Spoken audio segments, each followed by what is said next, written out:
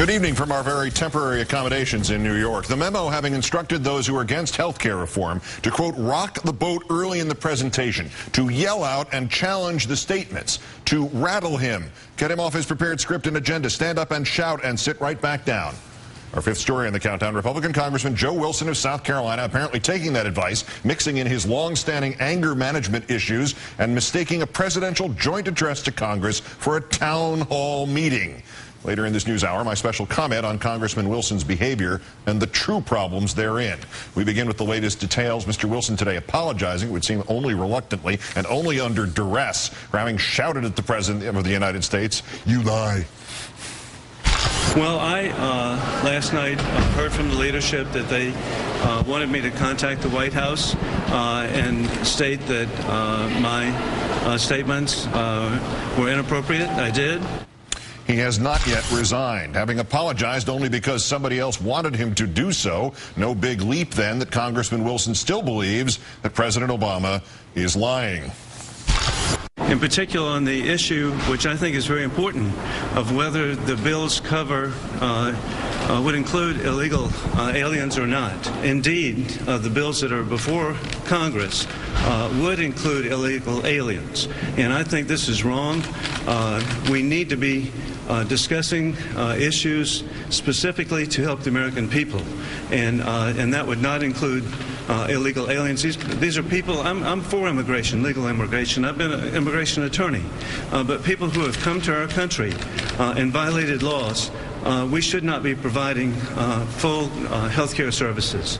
Now, just as last night, the fact's not even close to backing up the bluster. According to the folks at the Pulitzer Prize-winning PolitiFact.com, the health care reform legislation being discussed in the House leaves in place the status quo on illegal immigration, meaning that no benefits specific to illegal immigrants would be provided under the new plan. The White House reiterating today that undocumented immigrants would not be allowed to buy into the public exchange. A broader point, perhaps, and more relevant. The president was not discussing two amendments in one bill making its way through the House. He was outlining the entire plan as it will look once it reaches his desk. We rejoin Congressman Wilson with possibly the most irrelevant soundbite of a long day. It was spontaneous. It was when he stated, as he did, about not covering illegal aliens, when I knew we'd had those two amendments. And I say that respectfully. Frankly, sir, you don't know what that latter word means. Respect being something that a colonel in the reserves would have for his commander, let alone his commander-in-chief, Colonel Joe Wilson of the South Carolina National Guard Reserve, having thus breached military protocol on top of everything else. Republican Congressman Wilson apparently at liberty to abandon respectful conduct. His leadership today backing him up by insinuating that the president did in fact lie in last night's speech. Thirdly, he said illegal immigrants wouldn't get government benefits. H.R. 3200 does not contain any restrictions on non-citizens participating in and paying for coverage available through the exchange, whether the non-citizens are legally or illegally present or in the United States temporarily or permanently. This is a health care reform debate. If you want to have an immigration reform debate, wait your turn and tell your side that what you are asking is that every person in this country who seeks medical attention in a hospital in the United States, including native-born Republicans, would have to present proof of birth every time. In other words, you want national identity cards to be checked and rechecked and faked. Senator Graham of South Carolina taking a page out of the Karl Rove playbook by today accusing the president of having behaved in an undignified manner last night, criticizing the tone of his speech, not the crazy tone of a member of his own state's congressional delegation, but the tone of the president. Boss Limbaugh, meanwhile, apparently upset that he was not consulted before the apology. I'm going to tell you something. One of the things that's really irritated me all morning and last night was listening to Republicans, even after Wilson has apologized, and I wish he had not. But he's apologized, and even after he's apologized, members of his own party are all over television denigrating it. Yeah, it was bad decorum. Folks, can I tell you what's happening here? This speech last night and this administration is not your average presidential administration. This is not a garden party. This is not a lecture at Harvard. or any other university. We are in the process. We are in the midst of an administration that is trying to totally tear down the institutions and traditions that have made this country great. He is lying, President Obama is, from the moment he opens his mouth until he ends the speech. Elsewhere on your insane radio dial, Sean Hannity reassuring his guest, Congressman Wilson, that he was right and that Democrats have treated President Bush with just as much disrespect. So the end of the day is you're right and the president was wrong. The left is going to mobilize against you. And I say this because they have called the president every name in the book. And they never apologized, by the way, Congressman. Do you think there's a double standard here? Quite a double standard.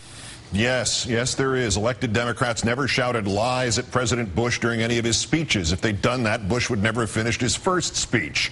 Meantime, the denouement to all this, overnight, Mr. Wilson's very safe House seat in the high-rent tourist area of South Carolina shifted to in play. Congressman Wilson's challenger in next year's midterm election, Rob Miller, today raising more than $500,000 and counting. That was some shout. The president, meantime, always eager to find common ground, today accepting Congressman Wilson's apology. I'm a big believer that we all make mistakes. He apologized quickly and without equivocation, and I'm appreciative of that. Time now to call on our own Lawrence O'Donnell, contributor to the Huffington Post, former chief of staff to the Senate Finance Committee. Lawrence, good evening. Great to be here, Keith. With everything that Congressman Wilson said today, that Minority Leader Boehner said today, Limbaugh, Hannity, did the Republicans take what was already an untenable position for them and manage somehow to succeed in making it worse? Well, they've become very good at that. And following campaign manager Limbaugh is to follow him off the cliff. He has advised the Republicans into a series of losses here, 2006 congressional campaign, the presidential campaign this time around, congressional campaign this time around. He is not the guy to listen to. You know, I didn't listen to Rush today, Keith, but here in Washington I did listen to some African-American talk radio. There's another phenomenon out there, which is in black America, they are noticing that the very first president in the television age to be heckled, the first president to suffer a heckling in that situation, is the first black president. That has not gone unnoticed. There is a very particular offense being taken in the African-American community tonight. And, by the way, thus, the first congressman to heckle a president during a speech happens to be a member of the radicalized group, the Sons of Confederate Veterans. So there is, if there was any implication there, in fact, there are two implications there. But back to this, the meaning of this incident going forward. When the Dixie Chicks criticized President Bush on stage at a concert in London, the right tried to blacklist them. The Iraqi journalist who threw the shoe at the last president of the United States wound up, probably appropriately, at least temporarily, if not in terms of length, in jail. Am I wrong in thinking that if a Democrat in Congress had indeed yelled, "You lie," at President Bush, and Lord knows there was opportunity to do that, the outcry here would have been almost indescribable? And I don't think we'd hear from the congressman again. They'd get him shipped off to Guantanamo overnight. I mean, yeah, Keith, the reaction, I mean, Sean Hannity, it's just unimaginable to me what the reaction would be, because the truth of the matter is guys like Hannity do not believe in the First Amendment. They believe that the First Amendment applies to them and that there are things that you must not and cannot say to Republican presidents. So, yeah, it would be just an hysterical reaction on their part, absolutely. And this was obviously the childish action during that speech that got the most attention last night. But was it actually the worst? There's now photographic evidence that Congressman Shimkus of Illinois, who is the "God will stop global warming, don't worry" guy, walked out on the speech. He didn't even have a Democratic opponent for 2010. Did he just buy himself one? Well, he's in about as safe a district as it gets. He's in southern Illinois, one of two congressional districts that voted against President Obama in Illinois. His district went for McCain, but with 54% of the vote. He wins.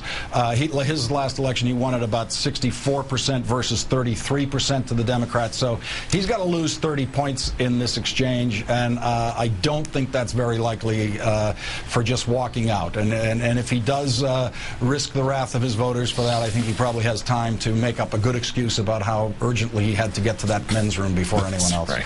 He forgot his sign. Last question about Congressman Wilson.